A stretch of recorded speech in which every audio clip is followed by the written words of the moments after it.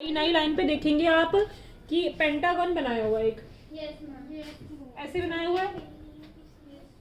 यहाँ पर क्या लिखा हुआ है? 2 इलेक्ट्रॉन लिखे हुए हैं।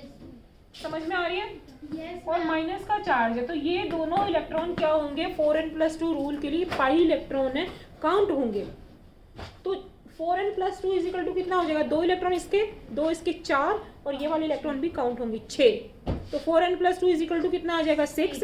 n की वैल्यू 1 आ जाएगी और ये क्या हो जाएगा? एरोमेटिक हो जाएगा। समझ में आ गई? Yes ma'am. ठीक है, तो नेक्स्ट लिखेंगे, आप इसको भी लिख लीजिए, साइक्लोपेंटाडाई इनाइल।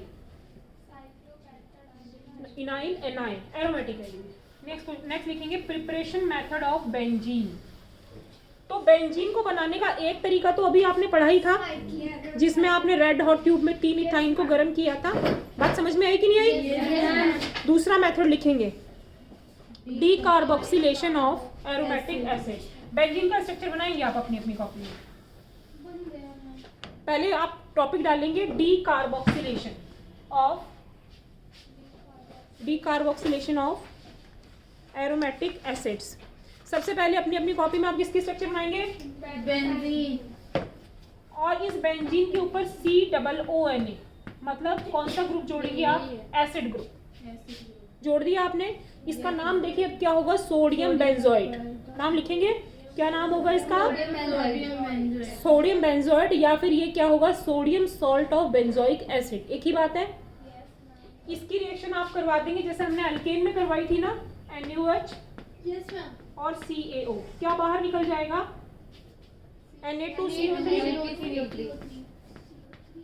Na2CO3 बाहर निकल गया। और आपके पास में क्या बच गया? CO3 यहाँ से निकल गया ना, Na CO3 बाहर से निकल गया। और ये वाला H कहाँ पे जुड़ जाएगा? यहाँ पे, क्योंकि ये बॉन्ड हटेगा। तो आपके पास क्या बच गया? ये बेंजीन। रिएक्शन को एक बार देखेंगे और अपनी कॉपी में बिना देखे लिखेंगे। डीकार्बोक्सिलेशन, डी का मतलब मैंने आपको पहले भी बताया था, बाहर निकल जाना। दूसरा, बड़ा लंच हो जाए ना तो बता देना कितना टाइम है। नेक्स्ट लिखेंगे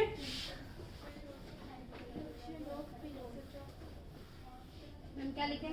नेक्स्ट लिखेंगे reduction of phenol. Reduction of phenol. Phenol का स्ट्रक्चर किसको पता है?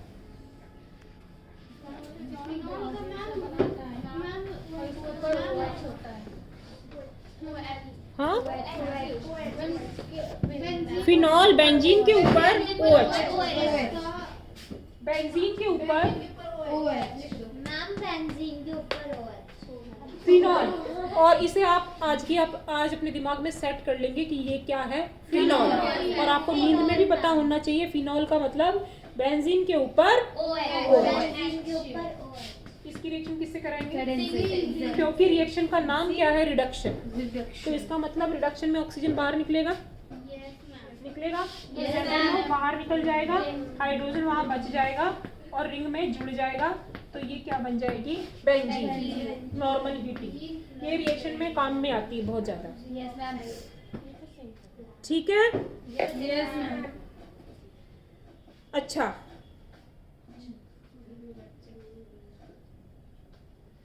इसमें लिखेंगे आप properties, physical properties. Physical properties में जो बाथरूम के अंदर हम वो टांगते हैं ना खुशबू के लिए, बॉल्स, वो भी किसका एग्जाम्पल है? एरोमेटिक कंपाउंड का। एरोमा होती है, लिक्विड होते हैं, वाटर में सॉल्युबल नहीं होते, जो ऑर्गेनिक सॉल्वेंट्स होते हैं उनमें क्या हो जाते हैं? ये घुल जाते हैं। बात समझ में आ रही है? अच्छा, जो हम ये और जो खुशबू वाली जितनी भी चीजें होती हैं, मैक्सिमम चीजों में कौन से कंपाउंड होते हैं? एरोमेटिक कंपाउंड्स होते हैं। बात समझ में आ गई? Yes ma'am. नेक्स्ट लिखेंगे electrophilic substitution reaction. Very important. एक कोई भी बच्चा बताएगा इलेक्ट्रोफाइल का मतलब क्या होता है?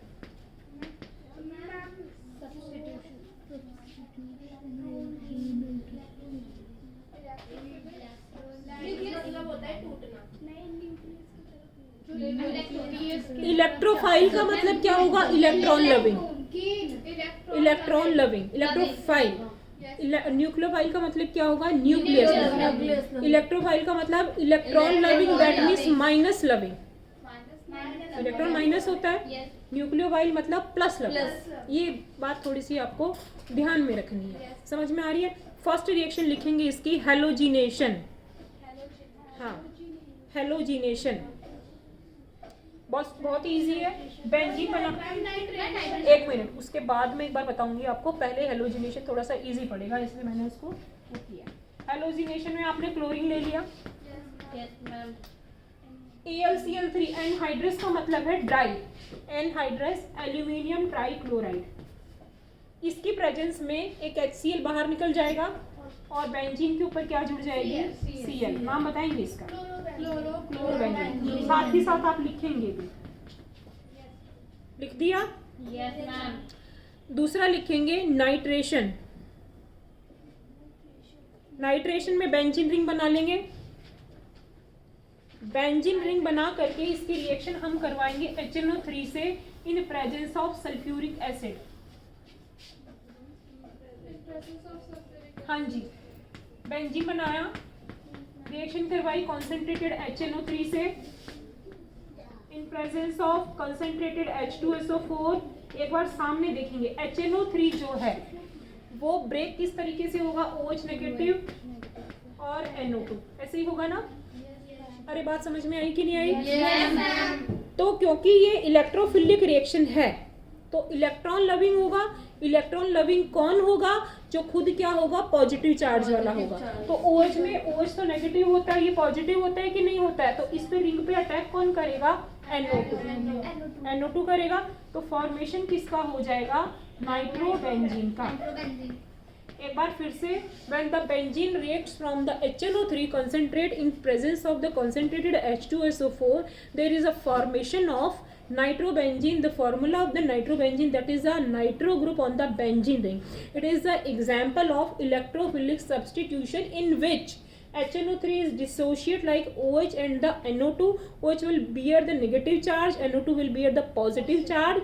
Electrophilic substitution reaction, that means electrophile will be attacked and NO2, that is the electrophile, electron loving, because there is a positive charge on the NO2 and there is a negative charge on the OH।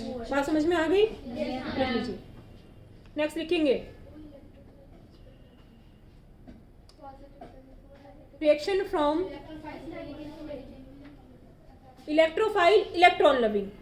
Electron को love कौन करेगा? जो खुद positive होगा। समझ में आ गई? ऐसे चलना है, ठीक है? नेक्स्ट चलेंगे sulphonation. Sulphonation, sulphonation that is replacement of hydrogen atom. H2SO4 है ना? H2SO4 से रिएक्शन, तो वही OH और SO3H में टूटेगा। अरे बात समझ में आई कि नहीं आई? Yes, ma'am। तो रिंग पे कौन जाएगा? SO3H। SO3H। तो रिएक्शन किससे हो जाएगी? बेंजीन बेंजीन से। से। फॉर्मेशन किसका हो जाएगा? बेंजीन। Sulphonic acid. बात समझ में आ गई क्या? Yes ma'am. लिख लीजिए। फ्यूमिंग होता है तो इसमें एक SO3 ग्रुप को अटैच्ड दिखाते हैं। फ्यूमिंग का मतलब उसका धुआं। समझ में आ गई? Yes ma'am. और एक मिनट, एक चीज ध्यान रखेंगे आप, कई बार क्वेश्चन आ जाता है कि ओलियम का फॉर्मूला क्या होता है? ओलियम तो ये होता है H2S2O7। इसको इन शॉर्ट कैसे लिखते हैं? H2SO4 plus SO3। तो ये होता है फ्यूमिंग सल्फ्यूरिक एसिड। बात समझ में आ गई? ओलियम का क्वेश्चन कई बार आया हुआ है। हाँ, ब्रेक कैसे होता है? H2SO4 प्लस में SO3।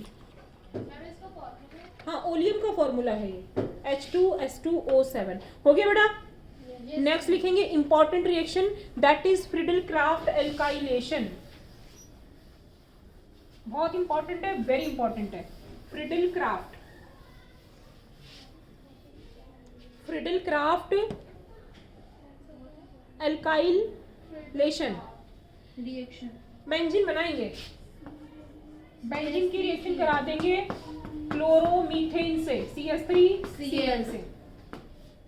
जब ये टूटेगा तब ये बेंजीन और फ्रिडलक्राफ्ट के जो मेन कैटलिस्ट होते हैं हमेशा आप याद रखेंगे AlCl3, क्वेश्चन आता है, FeCl3, ZnCl2।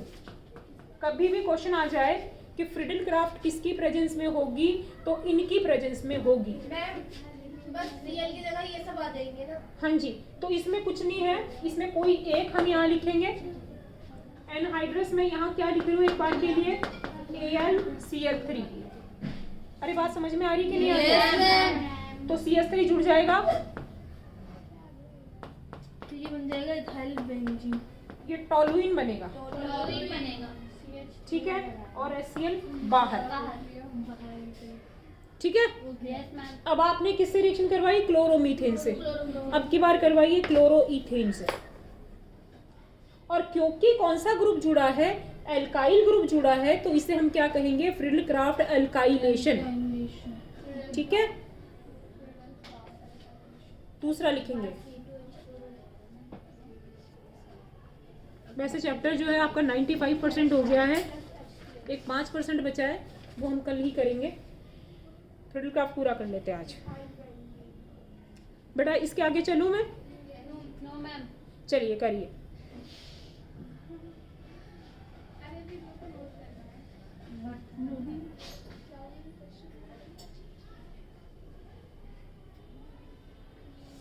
फिर जिसका कोर्स पूरा हो गया, यस मैम। Yes ma'am. बस ये भी अपना कल हो जाएगा, ठीक है ना।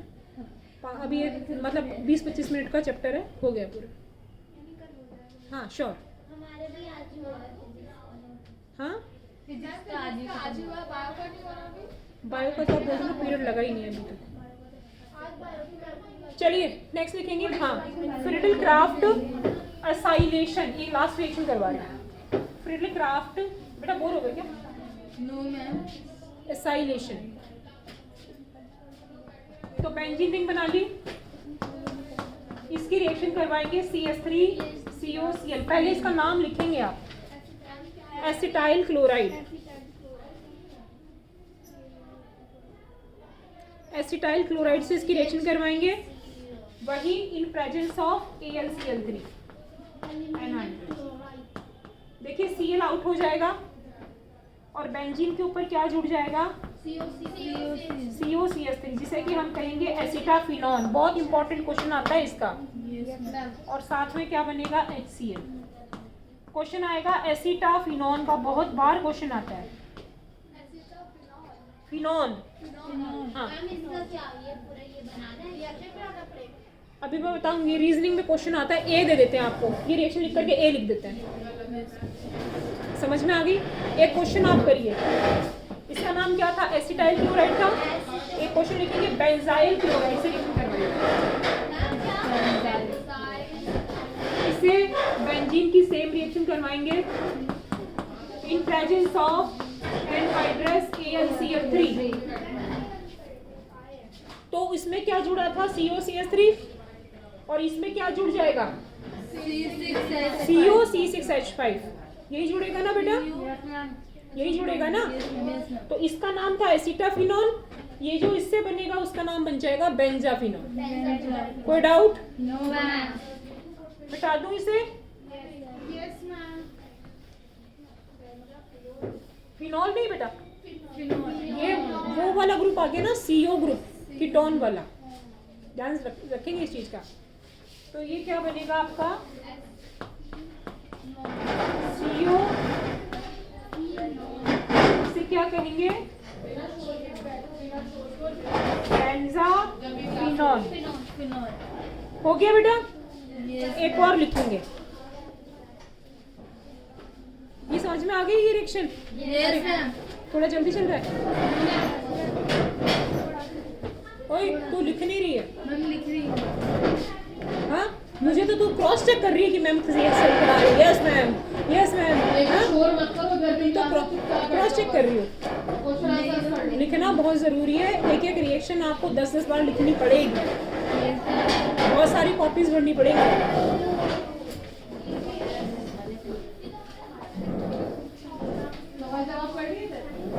लिखेंगे करेंगे फॉर्मेशन ऑफ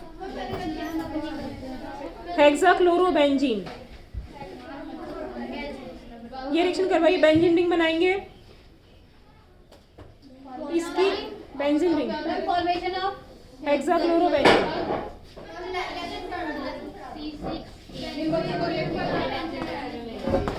इसकी रिएक्शन करवाएंगे 6Cl2 से, और किसकी प्रेजेंस में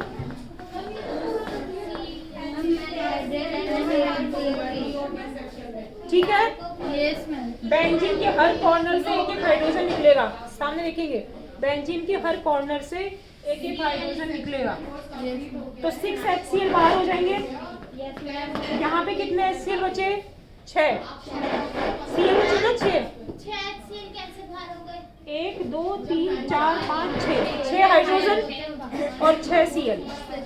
यहाँ पे 12 Cl है ना, यस मैम। तो 6 Cl बच गए। जहाँ से हाइड्रोजन निकले थे वहीं पर ही क्या आ गई है? Cl आ गए।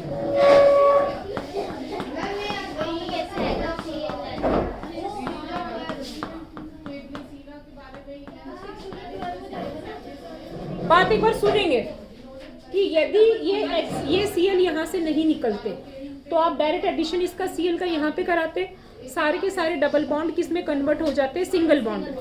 तो वो एक दूसरा केस होता, वो भी आएगा।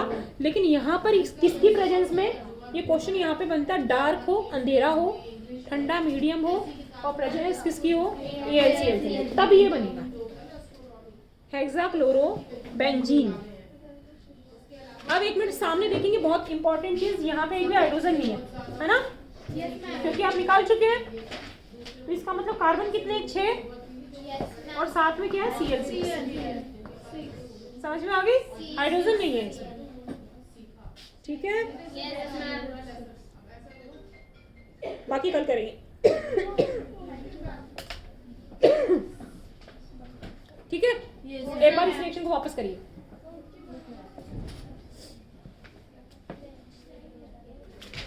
बेटा तुम में से दो तीन रोज गायब है, क्यों?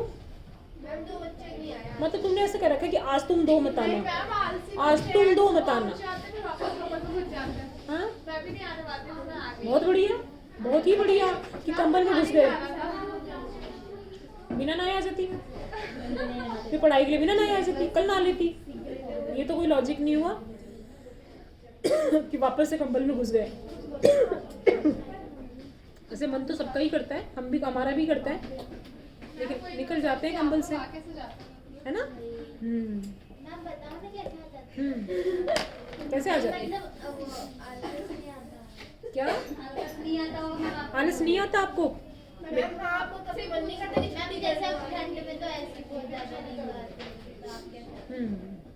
क्या करें?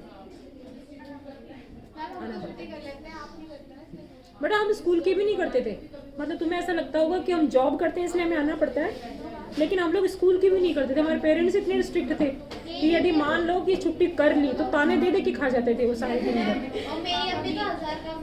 हाँ, और घर के काम और करने पड़ते थे, तो इसलिए इतना बड़ा रिस्क हम लेते ही नहीं है। लेकिन है ना बेटा, देखो स्कूल में पढ़ाई हो रही है ना, तो आना चाहिए। अब एक बात बताओ कि आगे सपोज करो, मैं तो यही चाहती हूँ सबका एडमिशन अच्छे कॉलेज में हो जाए, मान लो ना हुआ तो आपको प्राइवेट करनी पड़ेगी, फिर आपको कौन बुला रहा है? कोई नहीं बुलाएगा। सपना सा हो जाएगा आपके लिए, ड्रीम बन जाएगा आपका कि हम स्कूल जाया करते थे ऐसे। समझ में आ रही है? तो अभी ये जो स्कूल लाइफ है ना, इसको भी इंजॉय करो। घर पे क्या है ना, घर पे क्या है? कुछ नहीं है। इनफैक्ट मैं खुद भी छुट्टी कर लेती हूँ ना किसी दिन कि मैं आज रेस्ट करूंगी, मैं आज स्कूल नहीं जा रही। मुझे लगता है कि मैं 1 बजे तक झाड़ू मार रही हूँ। जो काम मेरी मेड जो 10 बजे काम कर जाती है, उसे मैं ऐसे ही टहला करके मेरा 1 बज गया, एब्सेंट भी लग गई स्कूल में, मैंने घर पे कुछ खास नहीं किया, नहाई भी नहीं हुई 1 बजे तक, है ना। तो इसलिए रूटीन बिगड़ जाती है।